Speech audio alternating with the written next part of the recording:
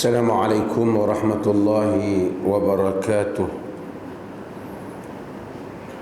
إن الحمد لله نحمده ونستعينه ونستغفره ونعوذ بالله من شرور أنفسنا ومن سيئات أعمالنا. من يهده الله فلا مضل له ومن يضلل فلا هادي له. أشهد أن لا إله إلا الله وحده لا شريك له وأشهد أن محمدا عبده ورسوله. أما بعد. Hadirin dan hadirat yang dirahmati Allah,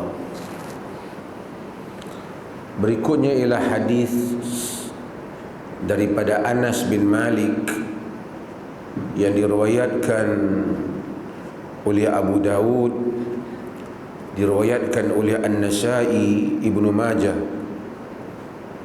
Imam Ahmad, dan dari segi susunan zaman Imam Ahmad mendahului mereka, tapi dari segi susunan sunan sitah itu disebut kitab-kitab sunan itu dulu, bukan kerana mereka dulu, tapi kerana sunan sitah itu disenaraikan dalam keutamaan. Hadis Anas ini yang disahihkan oleh para ulama hadis dahulu dan kini, di mana Anas menyatakan qala Rasulullah sallallahu alaihi wasallam la taqumu as-sa'atu hatta yatabaha an-nasu fil masajid. Maksudnya Rasulullah sallallahu alaihi wasallam bersabda, tidak akan berdiri kiamat, yakni tidak akan berlakunya kiamat, hatta sehingga yatabahan nasu, manusia berbangga-bangga, fil masajid, mengenai masjid, yakni manusia bangga, masjid aku lebih elok pada masjid kau, masjid kami lebih cantik, masjid kami lebih hebat. Nabi kata kiamat tak akan berlaku sehinggalah hal yang seperti itu akan berlaku. Ini adalah salah satu daripada tanda-tanda kiamat yang disebut oleh Nabi SAW, dan ini bukan maksud terlalu hampir dia, karena kiamat itu asyratus sa'ah. Tanda-tanda kiamat itu ada asyratus sa'ah al-kubra, yang besar, yang betul-betul dekat, ataupun asyratus sa'ah as-sughra, tanda-tanda kiamat yang kecil yang akan berlaku selepas daripada kewafatan Nabi sallallahu alaihi wasallam. Hadirin dan hadirat yang dirahmati Allah, apabila kita membaca hadis Nabi sallallahu alaihi wasallam, kita hendaklah membayangkan keadaan, konteks, masa ketika Nabi melafazkan hadis itu. Pada zaman Nabi sallallahu alaihi wasallam, kita bayangkan Islam yang dibawa oleh Nabi pada peringkat awal, ada Masjidil Haram kerana itu warisan Nabi Ibrahim alaihissalam. Sebab itu Quraisy dia orang bangga kerana semasa peringkat awal mereka kata, Muhammad apa nak bercakap tentang masalah berjuang dapat pahala di sisi Allah, kami ini memakmurkan Masjidil Haram, kami memakmurkan Masjidil Haram. Maka Allah kata, aja'altum siqayatal hajj wa imaratal masjidil haram kaman amana billahi wal yawmil akhir wa jahada fi sabilillah la yastawuna indallah wallahu la yahdil qawmal zalimin. Aja'altum siqayatal hajj, adakah kamu menjadikan memberi minum kepada orang yang menunaikan haji?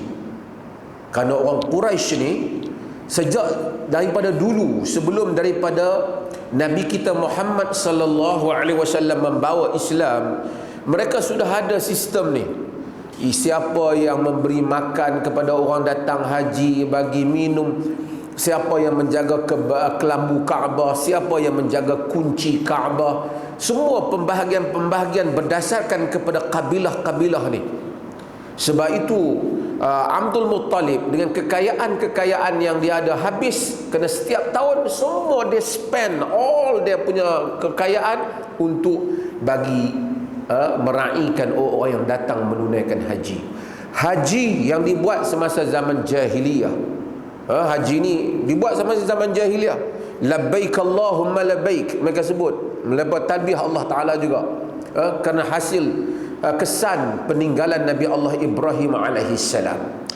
Jadi mereka kata Allah kata aja'altum siqayatal hajj, adakah kamu menjadikan memberi minum kepada orang yang menunaikan haji, wa imaratal masjidil haram, dan memakmurkan masjidil haram, kaman amana billahi wal yaumil akhir, sama dengan orang yang beriman dengan Allah dan hari akhirat, wajahada fi sabilillah, dan berjuang pada jalan Allah, la yastawuna indallah, tak sama di sisi Allah.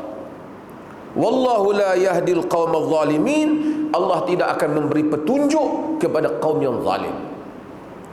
Hadirin yang dirahmati Allah, memberi minum kepada orang yang menunaikan haji sesuatu yang baik, tetapi foundationnya, asasnya hendaklah beriman kepada Allah dan hari akhirat.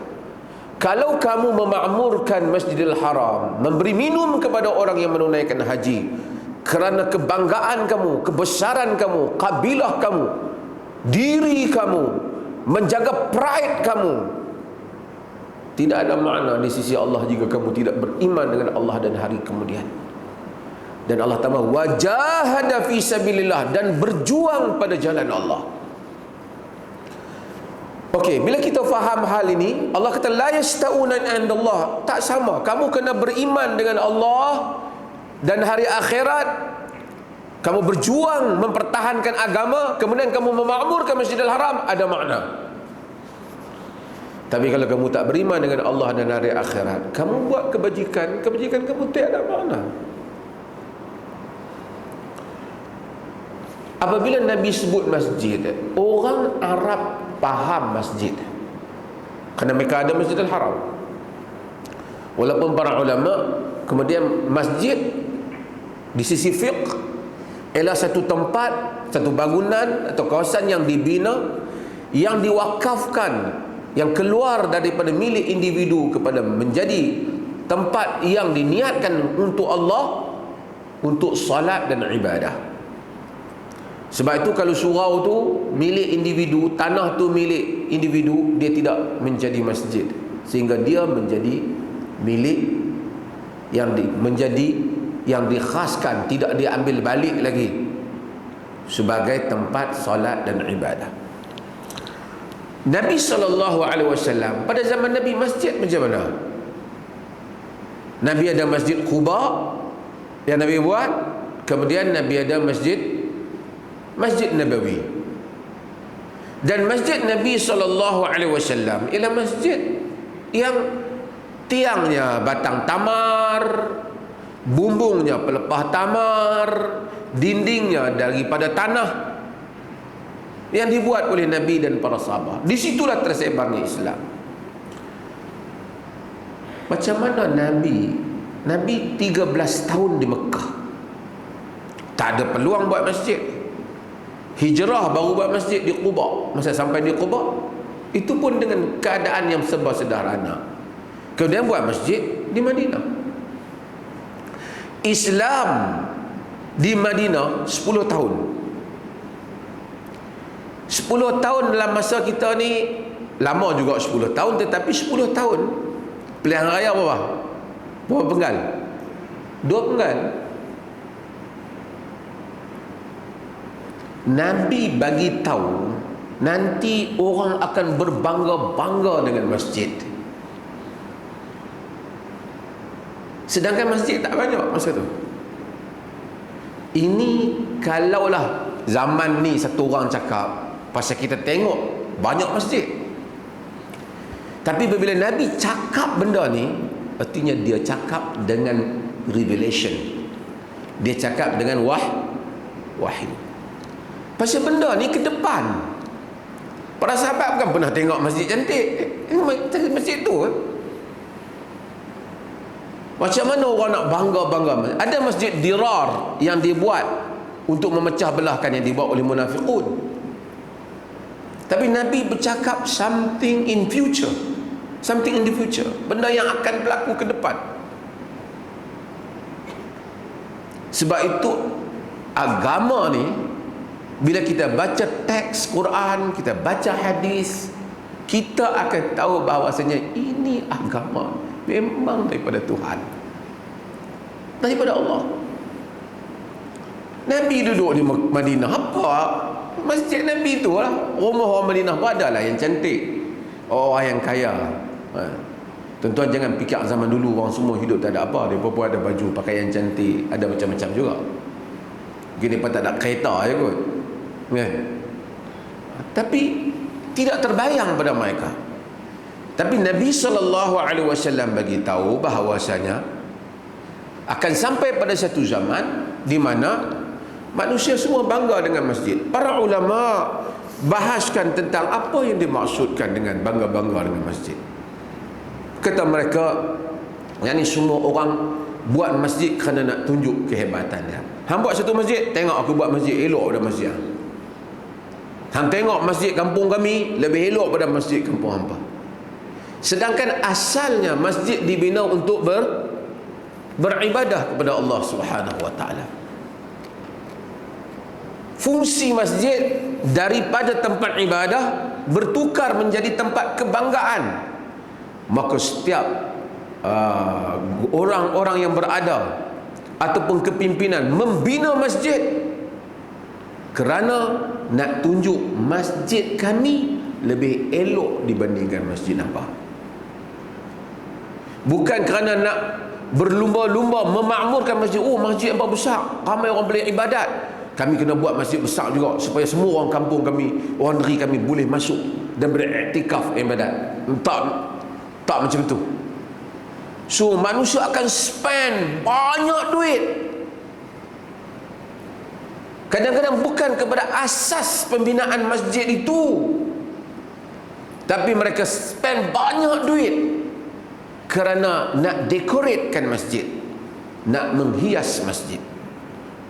Dan kita akan sampai bab sebab kenapa para ulama salaf tidak menyukai ghulu, melampau dalam menghiasi masjid. Alhamdulillah kita dipilih ni, masjid kita dalam kategori yang sederhana lah. Ada pada zaman Osman pun tiang diukir, tetapi tiang itu ialah tiang yang menjadi keperluan kepada masjid, kan? Tapi ni dia akan buat masjid, dia punya perhiasan tu mengalahkan harga masjid. Yang Umar kata lebih baik duit itu kau beri makan pada orang miskin. Tapi kita tak boleh, kita kena buat supaya mereka tengok masjid kita lebih cantik pada masjid mereka. Ini yang disebut oleh Nabi SAW. Sedangkan Allah menyatakan innama ya'muru masajid Allah man amana billahi wal yawmil akhir wa aqama as-salah wa ata az-zakah wa lam yakhsha illa Allah fa'asa ulaika an yakuna minal muhtadin. Innama ya'muru masajid Allah, sesungguhnya yang memakmurkan masjid Allah man amana billah, iaitu orang-orang yang beriman dengan Allah, wal yaumil akhir, dan hari kemudian, wa aqamas salah, mendirikan sembahyang, wa ataz zakah, dan menunaikan zakat, wa lam yakhsha illallah, dan dia tidak takut melainkan Allah. Tuan-tuan tengok, akhirnya semua masjid orang berlumba-lumba. Orang dulu orang buat masjid kena cari redha Allah. Sekarang pun ada, bukan kata tak ada, tapi akhirnya dia tak fikir tentang Masya Allah masjid kita besar, boleh kita makmurkan, boleh orang salat, kita nak buat kebanggaan tadi. Bukan saja bangga masjid, bangga jawatan-jawatan yang ada dalam masjid. Orang pegang jawatan dalam masjid kerana nak memakmurkan masjid, tapi pegang jawatan dalam masjid kerana ada banyak kepentingan yang lain. Lepas tu berkelahi dalam masjid. Kita diperlih ni sebab tu hak jawatan-jawatan yang utama tu memang dah ada dalam enactment, yang tu Majlis Agama Islam pilih. Pengurusi ke apa, ada dua jawatan saja AJK, yang tu dipilih oleh mesyuarat. Sebab apa? Kalau tidak, dia jadi dulu seketika di Malaysia ni geng-geng parti pakat masuk hadir mesyuarat agung masjid. Duk pastikan supaya pengurusi kita menang, jawatan kuasa kita menang. Berlumba-lumba untuk itu. Kalau berlumba-lumba tu tujuan nak menyelamatkan masjid, satu hal juga, tapi semua ke arah itu, ke arah tafakhur, yatabahaun, mereka berbangga-bangga. Dan Nabi SAW menyebut hal ini sejak dulu. Dan Quran menyatakan, wa annal masajida lillah fala tad'u ma'allahi ahada. Sesungguhnya masjid itu untuk Allah, jangan diseru selain daripada Allah seseorang pun. Sebab tu masuklah masjid. Masjid adalah tempat lillahi ta'ala. Tuan-tuan, kita bila main masjid, kita cari apa? Kadang-kadang saya fikir orang-orang yang tak ada jawatan di masjid ni, mungkin mereka lebih ikhlas kadang-kadang main masjid. Kadang-kadang orang main masjid, aku kena pergi masjid, aku EJK tak main lama lagi, dia pecat dah. Sini tak ada lah, ni cerita-cerita di Afrika kan. Kadang-kadang orang awam ni dia main lillah ta'ala, dia main, dia solat kerana solat, dia i'tikaf, dia zikir, dia baca Quran lillahi ta'ala. Dia tak fikir pun masa tu, tak ada pun dalam kepala dia benda-benda ni. Kadang-kala di sini tak berlaku lah. Setengah orang bila dia dah dulu ada jawatan di pejabat, bila pencen dia tak ada apa, sama lah. Dulu di pejabat ada jawatan, hebat lah kan. Orang ni ada, manusia ni ada beberapa jenis. Ada manusia itu yang hebat kerana dia tu hebat. He himself is an institution. Dia adalah satu institusi, dia tu hebat, tu kelas mana. Nama dia tu cukup, tak payah sebut jawatan dia. Ada orang yang macam tu lah, tu kelas lah kan. Ada orang dia bukan hebat, jawatan dia hebat. Bila jawatan dia tak ada, nobody dia dalam dunia ni ada. Sebab tu bila dia ada jawatan, orang semua ni lah. Bila dia tak ada jawatan, tak ada apa, dia lebih kurang macam orang lain lah juga kan? Sebab tu kita ni yarfa'illahu alladhina amanu walladhina utul ilm darajat. Allah mengangkat orang yang beriman dan orang-orang yang diberikan ilmu dengan beberapa darajat. Jadi ahlul ilm, belajar ilmu. Ilmu mengangkat manusia. Kita tengok tok guru tak ada jawatan apa pun, dia berjalan seorang, tok guru dia. Imam Ahmad tak ada jawatan, khalifah pukul dia. Tapi Imam Ahmad bawa barang, pakat pergi pegang barang Imam Ahmad. Jangan bawa lah syekh. Haibatul alim.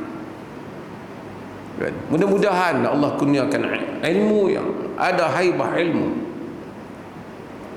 Ada orang tak ada jawatan. Bila dia tak ada jawatan, dia duduk di pejabat, dia tak ada jawatan, dia main masjid.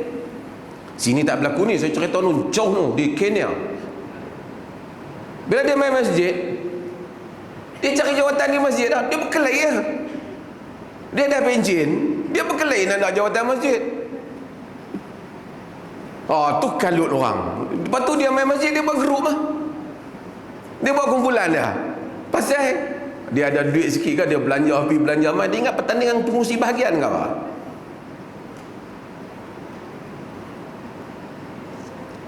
Lepas tu dia Dia nak kalau masjid tu menyeleweng, bolehlah dia angkatkan kes dan seumpamanya. Ataupun kalau dia ada agenda dia yang mana dia nampak dia nak buat benda yang baik, hal yang duk ada tu duk membaziang ke apa, okeylah. Kadang-kadang tak ada apa, hanya sekata-kata nafsu dia nak jadi.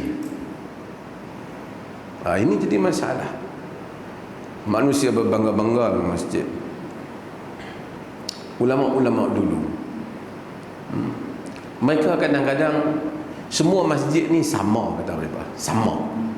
Kecuali yang tak sama apa? Tiga masjid. Masjid apa? Masjidil Haram, Masjid Nabi dan Masjidil Aqsa. Berdasarkan hadis la tashuddu rihali illa salasati masajid. Jangan kamu berlumba-lumba untuk bersungguh-sungguh untuk melakukan kembara melainkan kepada tiga masjid. Masjid tadi. Masjid lain sama. Kalau kita niat nak i'tikaf dekat Masjid Alwi, kita nazar nak i'tikaf Masjid Alwi, kita tak mai Masjid Alwi, kita pergi i'tikaf kat masjid di Arau, sah nazar kita, tertunai nazar kita, kerana sama level dia di sisi Allah. Kalau kita niat nazar nak i'tikaf di Masjidil Haram, kita mai i'tikaf di Masjidil Alwi, tak tertunai nazar kita, kena pi Masjidil Haram, kerana tak sama. Pun begitu, walaupun ulama kata sama, tapi di kalangan mereka menyatakan masjid yang lebih tua lebih disukai di kalangan ulama. Sebab pertama, tempat itu lama orang beribadat di dalamnya, lama keberkatan dan rahmat turun padanya. Dan masjid-masjid yang mana kita masuk dalam masjid tu, yang mana hati kita, jiwa dan perasaan kita khusyuk, kita masuk. Setengah masjid hebat, tapi kita masuk, mata kita bukan mengingati Allah, tu tengok cantik betul kan. Sebab tu fuqaha mereka kata menghiasi masjid itu, kalau harta wakaf dia wakafkan untuk buat masjid, harta wakaf tu, wang wakaf tu tak termasuk, tak boleh digunakan untuk menghiasi masjid yang melampau. Orang derma 1 juta, 300,000 beli lampu hak gantung. Oh, kacau. Padahal lampu lain pun menyala dah, tapi dia beli lampu yang punya mahal. Dia tak boleh guna duit wakaf untuk tu. Apatah lagi dia kata, kita bukan Syiah. Oh, Iran dengar dia marah. Di Tehran, saya pergi Tehran, mereka tumbangkan Syah Iran. Dia potong dia punya tu, tombanglah dia. Khomeini mengambil tempat, menumbangkan Syah. Saya tak mau ceritalah tentang Syah dan perbandingan, itu politik yang mungkin ada pro and con, dan ada kebaikan dia dibandingkan Syah Iran. Tapi Syah Iran ni membazir cawan emas, barang emas, perhiasan emas.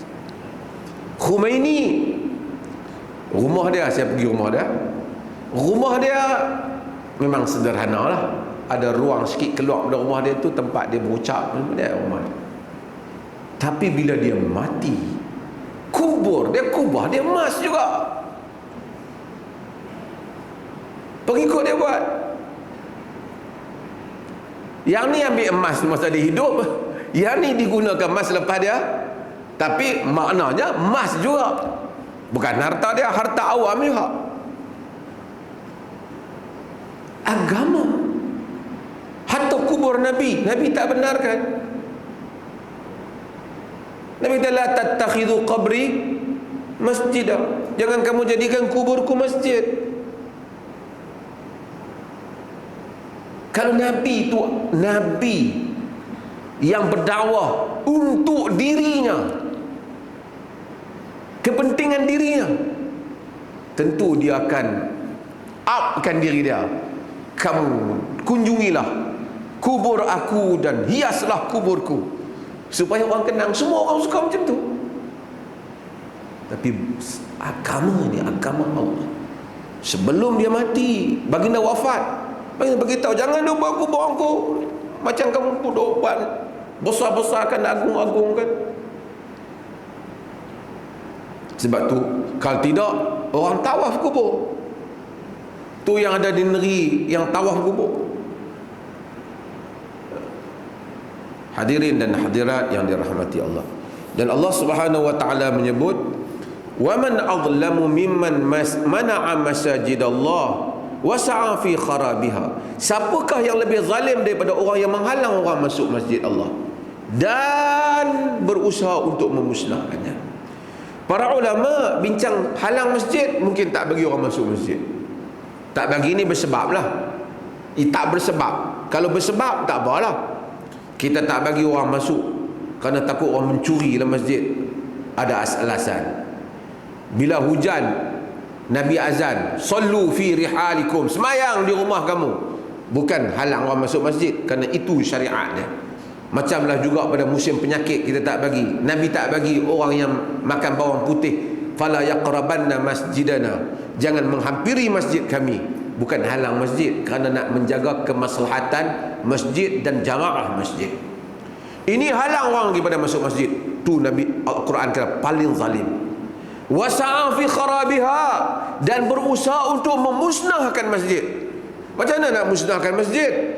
Pertama, hissian, kata mereka. Hissian, musnahkan, betul-betul musnahkan bangunan masjid. Kedua, ma'nawiyan, memusnahkan makna masjid. Fungsi masjid dia musnahkan. Dia tak bagi manusia melakukan fungsi ibadah. Orang datang masjid nak ibadah, dia bagi kacau. Kacau ni banyak jalan. Sebab tu fuqaha bincang, orang yang meniaga dalam masjid yang kita bahaskan hari itu. Kita baru saja keluar fatwa dan bincang masalah meniaga dalam masjid. Kalau dia main dalam masjid, dia ni memang masjid pada dia tempat meniaga lah. Masuk masjid bawa barang meniaga. Itu haram dengan kesepakatan ulama. Dia memang main masjid, fahim masjid itulah market dia. Apatah lagi jika dia masuk hiruk pikuk bau macam-macam, haram. Cuma kalau dia main dalam masjid, kebetulan dalam masjid dia meniaga, kebetulan, yang tu dimakruhkan oleh kebanyakan para ulama. Tengok-tengok dalam masjid jumpa kawan, macam saya kata dululah, apa dia tu, dia kata, dia kata ni bawa barang ni sikit, jual, aku beli. Dia beli dalam masjid. Dimakruhkan oleh sebahagian ulama, diharamkan oleh sebahagian ulama. Kerana dia bukan sengaja menjadikan masjid, kebetulan di masjid. Zaman teknologi lah macam tu lah. Nak balik rumah, tuan-tuan duduk tunggu ni, nak balik rumah, teringat nak makan, tuan-tuan pun membeli dalam masjid. Cara macam mana? Tuan-tuan pergi ke apa? Online tu, saya tak mahu sebut nama syarikat lah kan. Tuan-tuan sebut, tuan-tuan pun order. Jadi tuan-tuan beli barang dalam masjid. Sampai rumah, apa, penghantar makanan tu dah hantar dah. Tadi beli di dalam masjid. Makruh. Kerana masjid jadi jual beli kan. Tidak sampai kepada haram, walaupun sebahagiannya lebih longgar daripada hal itu. Maka sebab itu kita hati-hati dengan urusan kita di dalam masjid Allah Subhanahu wa taala. Wa ani ibn Abbas radhiyallahu an qala Rasulullah sallallahu alaihi wasallam umirtu bi tashyidil masajid ma umirtu bi tashyidil masajid. Daripada Ibnu Abbas radhiyallahu anhu katanya Rasulullah sallallahu alaihi wasallam bersabda, aku tidak diperintahkan untuk tashyid al-masajid. Tashyid ni boleh makna hiasi masjid, beautify masjid, hiasi masjid, ataupun tinggikan masjid. Rasulullah kata aku tidak diperintahkan untuk itu. Aku tidak diperintahkan untuk itu. Nabi SAW kata, ulama kata perkataan Nabi aku tidak diperintahkan ni apa? Makruh kah haram? Khilaf di kalangan ulama. Yang pentingnya sekurang-kurangnya ia makruh. Ulama di kalangan para salaf dulu ada seperti Abdullah bin Mas'ud melaknat orang yang mengukir masjid. Yakni ghulu sampai masjid jadi hiasan yang melampau. Dalam terjemahan dari Indonesia tuan-tuan, dia terjemah apa? Terjemah apa? menghias, apa? Menghias, mencantikkan, menghias. Tapi tasydid dia boleh maksud menghias, boleh juga maksud angkat bangunan bagi tinggi, yang mana tak ada kerana untuk hiasan. Ini pada dua sisi hukum, sama ada haram ataupun makruh. Sebahagian para ulama mereka sebut hal ni, saya nak ringkas, kerana Nabi SAW ada dua. Satu, Nabi SAW tak mau pembaziran. Kemungkinan masjid tempat ibadat, kalau kau tak buat macam tu pun orang boleh ibadat. Yang kedua ialah kemungkinan yang ni lebih besar, ganggu orang yang masuk solat. Nabi SAW salat di dalam pada Nabi ada khamisah laha a'lam. Ada Nabi ni pakai selendang tu, dia ada corak. Nabi semayang, Nabi kata al-had ni diganggu aku. Nabi kata irsalu ila Abi Jahal, hantar balik ke Abi Jaham. Abi Jaham bagi hadiah kepada Nabi dalam hadis Bukhari. Nabi kita minta yang lain, yang selendang yang tak ada warna, yang tak ada corak. Nabi punya solat nak dibandingkan kita macam mana? Tapi oleh kerana warna tu ganggu, Nabi tak mau pakai dalam solat. Taklah kata haram, Nabi tak mau. Kita bagi balik ke Abu Jaham. Abu Jaham Nabi bagi kat dia sebab dia hadiah pada Nabi. Nabi takut dia kecil hati. Sekali dia kata Nabi tolak hadiah dia. Tapi Nabi caranya, Nabi kata pergi hantar balik kat dia, minta yang lain. Kata Nabi minta yang lain. Sekali yang mana tak ada corak. Jadi dia pun bagi yang lain yang tak ada corak. Tapi moralnya apa? Moralnya ialah Nabi tak mau solat terganggu dengan mata kita memerhatikan corak-corak ni. Kan? Tapi sekarang tak ada corak, tak cantik lah kan. Tapi demikian Nabi SAW. Sebab tu salaf dulu solat mereka lebih khusyuk pada solat kita. Kita ni memang dah kurang khusyuk dah, ditambah dengan banyak benda di dalam diri. Walaupun dia tak sampai pada peringkat haram, tetapi pilihan Nabi SAW ialah mengelakkan hal-hal yang seperti ini. Hadirin yang dirahmati Allah, dengan itu, dengan hadis ni, para ulama juga membincangkan tentang hukum menghiasi masjid. Mereka kata kalau perhiasan itu sederhana, maksudnya normal lah. Zaman lah orang buat macam kita buat macam ni, adalah juga, takkanlah kosong macam tu saja, cermin kosong, normal, tidak ghulu, itu tidak termasuk di dalam maksud larangan hadis. Tapi kalau tengok dia ghulu, melampau, sebahagian para ulama mereka kata bahawasanya kita kena tengok kehidupan manusia. Zaman Nabi rumah orang macam tu, tiba-tiba ukir masjid, maka tak wajar. Tapi kalau rumah orang pun semua elok, tapi kalau masjid terlalu lekeh sangat, maka tak padan dengan bi'ah, kata mereka. Artinya kalau masjid itu dihiasi dengan kadar yang tidak ghulu, tidak melampau, normal, mestilah ada cat masjid, takkan kosong warna dia. Adalah juga bunga-bunga di atas bumbung masjid tu, kerana itu tabiat pembinaan di dalam masyarakat itu tidak termasuk di dalam larangan, kata mereka. Yang larang ni apabila dia zukhruf, dia masuk ukiran yang melampaui keperluan, yang ini dilarang. Artinya kalau sekiranya satu orang kata saya wakaf buat masjid 1 juta, kita gunakan duit dia 800,000 dan 200,000 lagi untuk perhiasan, mencorakkan masjid itu dalam kadar yang tidak diperlukan, berarti kita tidak menunaikan maksud wakaf lagi 200,000 tu. Tuan-tuan faham? Tapi kalau binaan tu termasuk tiang dia ada cat, ada cantik sikit, yang normal termasuklah. Tapi kalau kita pergi buat kubah, harga kubah macam dengan harga masjid tu, Tuan-tuan, kubah mahal. Kubah tu tak termasuk dalam wakaf masjid. Kerajaan nak bagi tak apa lah. Ada ni kerajaan bagi. Kerana terutamalah masjid, kerana benda tu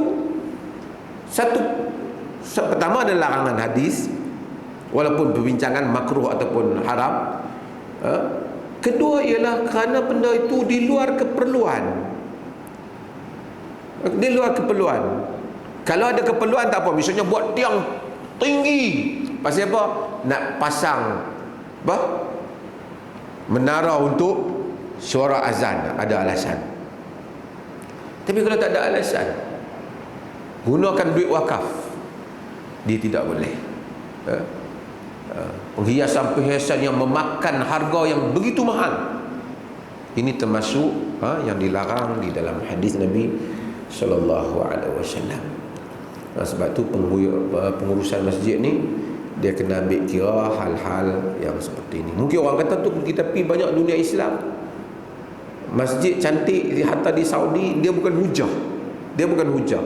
Tak apalah, mungkin ada orang bagi, dia bagilah. Tapi kalau kita wakaf masjid, kalau dia kata saya wakaf buat masjid, banyak ni macam tu. Kalau kami nak hias masjid, dia kata hias sekali, bagi cantik, itu duit dia lah, dia buat yang makruh tu lah. Wallahu ta'ala alam. Azan. Sebab ada soalan, saya jawab soalan ni sampai ada. Saya tak boleh, masa tak banyak. Ini ada satu program. Adakah kompaun yang dikenakan di atas sebarang kesalahan dianggap sebagai hutang sekiranya tidak dibayar? Mohon penjelasan Tuan Mufti. Pertama ialah kompaun yang dikenakan tu, nak tengok kompaun apa. Satu kompaun yang dikenakan oleh pihak penguasa, satu kompaun yang dikenakan kepada kita disebabkan perjanjian antara kita dengan syarikat tu umpamanya. Yang bahagian kedua ni mungkin kita umpamanya buat bangunan, kita janji siap dalam beberapa masa, kalau lewat kita akan bayar kos kelewatan, kita kena tunaikan disebabkan kerana orang yang kita lewat tu menanggung kerugian di atas kelewatan kita. Yang berikutnya ialah kerajaan ataupun ulil amri.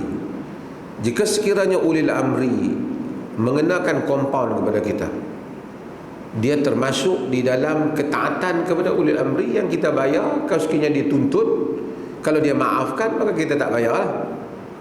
Umpamanya kerana ulil amri ni kita as-sam'u wa ta'ah fi ma ahab au karih, dengar dan taat pada perkara yang kita suka ataupun kita benci. Kalau dia tuntut dengan tuntutan yang tegas, kita bayar kepada dia. Kalau dia maafkan kepada kita, kita tak bayarlah. Kalau dia maafkan, itu berdasarkan tanpa kita rasuah, tanpa kita apa. Terutama apabila membabitkan kesalahan yang serius, dia denda kita kan. Ini kita Perlis pun ada kes kena denda Mana hamba Allah, mana piduk kata kat Perlis Raja Tuan Duli Mamlia Tengku Raja, kaitkan dengan Wahabi lah apa. Tuan-tuan pun baca berita, dia pun telah direman daripada Kelantan, direman dan dibawa ke Perlis lah. Pasal kes tu kes di Perlis. Tak ada satu pasal. Pertama, tuduh orang tanpa bukti atas dengar. Tapi kadang-kala nak kata puak-puak ni pun, ada satu orang di Perak ke apa, orang pergi panggil dia Tok Guru ke apa, dia boleh buat satu pembohongan. Dia kata di Perlis tu undang-undang negeri dia tu tulis Wahabi. Bayangkan satu orang tu pakai gelaran Tuan Guru. Di Perlis tu dia menafi bahawa Wahabi, dalam undang-undang tubuh tu tulis pegangan mereka Wahabi. Tuan-tuan, kalau orang kata nak temberang benda orang tak boleh capai, tak apalah, di dalam perut gunung berapi tu ada harta sekian-sekian, kita temberang benda macam tu, orang nak nafi pun, orang kata bohong pun, kita nak nafi pun, dia kata hampa tak pergi tengok, tu pergi tengok. Kita nak tengok tak boleh. Tapi undang-undang tubuh negeri boleh dilihat. Tambah zaman sekarang boleh print terus, boleh pergi ke internet, dia boleh cari terus. Macam tu dia boleh bohong. Serban atas kepala, bohong dalam masjid, mengaku mengajak agama. Apa lagi dosa lebih besar daripada bohong yang macam tu? Dan akhirnya jadi mangsa macam ni lah, budak-budak macam ni lah. Percaya barangkali orang macam tu, kemudian mengaku ahlu sunnah wal jamaah dengan perangai yang macam tu. Ini sebahagian kata kami mengikut sufi. Sufi kita tak ada la musyahata fi istilah. Ulama kata tidak ada perbalahan pada istilah. Yang kita mungkin berbeza ialah pada konten. Menggunakan istilah itu tidaklah isu besar. Sebahagian orang suka perkataan sufi, sebahagian tidak terima perkataan sufi. Mereka kata perkataan yang betulnya ialah tazkiyatun nafs. Sebahagian mempertikaikan daripada mana perkataan sufi. Tapi tak apa, as long as perkataan sufi itu been used, telah digunakan throughout history, sepanjang sejarah telah digunakan, walaupun zaman Nabi tak ada, kemudian digunakan kemudian. Kalau ia dengan tapi kesemuanya mereka sama ada mereka nak kaitkan dengan Hasan al-Basri atau selepas daripadanya, kemudian kaitkan dengan Syekh Abdul Qadir Al-Jilani, Bustami dan seumpamanya. Tapi yang pentingnya ialah semua mereka itu memperkatakan tentang tazkiyatun nafs, iaitu penyucian jiwa. Wa nafs wa mazakkaha, diri, penyucian jiwa. Tiba-tiba mengaku sufi, maki orang, tunjuk jari tengah dalam masjid ada, maki orang bohong macam tadi ni ada, maki orang tak berhenti, kemudian berkata kami pengamal sufi. Sufi apa macam tu? Tazkiyatun nafs apa macam tu? Kalau betul ikut jalan ahli-ahli penyucian jiwa, takkan begitu wataknya. Inilah orang kata jual barang atas nama orang lain. Jual barang. Quran ingatkan hal ni, walaupun dia ingatkan kepada orang kafir, dia mengingatkan kita juga. Hal nunabbiukum bil akhsarina a'mala. Apa dalam surah Al-Kahf. Ni hari Jumaat. Ni masuk Jumaat kita baca. Maukah kami berikan ingatan kepada kamu tentang orang yang paling rugi amalannya? Alladzina dhalla sa'yuhum fil hayatid dunya wa hum yahsabuna annahum yuhsinuna sun'a. Orang-orang yang sesat amalannya di dunia ini, mereka menyangka mereka telah berbuat yang baik.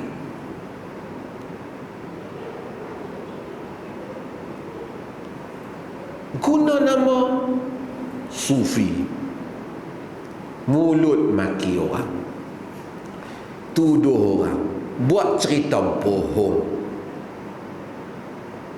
Kalau sufi dengan maksud sama ada dia merujuk pada ahli sofah, ataupun dia merujuk kepada suf, baju bulu, ataupun dia merujuk kepada tasriyah, walaupun dari segi gramatiknya dia tidak, tasrifnya dia tidaklah begitu dekat. Whatever lah, kesemuanya cuba merujuk kepada pembersihan, purifying your ruh, your nafs, membersihkan jiwa.